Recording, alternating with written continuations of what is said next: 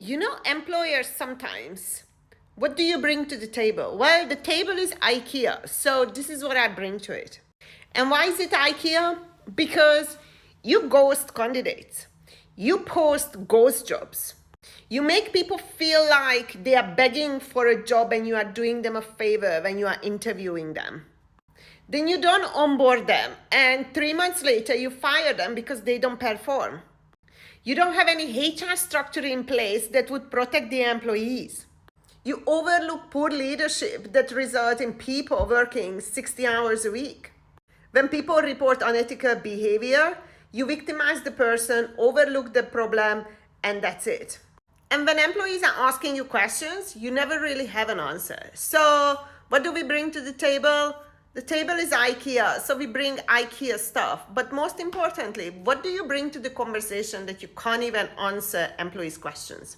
I think it's time that employers stop this arrogant behavior and the way they are treating employees along the employee life cycle through their poor processes and behavior, and then demanding a very different behavior from employees.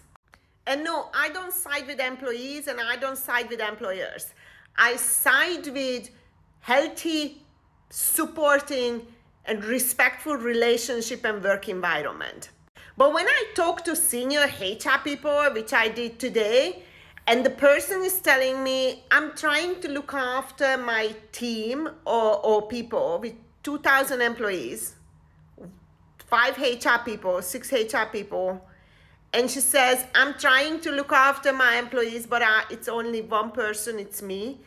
And I'm just banging my head against the wall because I had to explain to this senior HR person that that's not how you look after your employees. You're going around and throw a pizza party on every Friday. How you look after your employees is how the government is looking after, in an ideal situation, the people through legislation, through processes, through structure. And that's how you look after your people. But she doesn't have any of those. She doesn't have basic HR policies, procedures that would protect the employees and the employers. And then you are asking me, what do I bring to the table when you are interviewing me? So when I broke this down to her, she was like, yeah. I'm like, lovely, you've been in this chair for 18 years. And now I have to come and tell that to you. Now I don't even want to talk to you. I want to speak to the CEO who is allowing that person to be in charge of 2,000 people. So yeah, the table is maybe not even Ikea.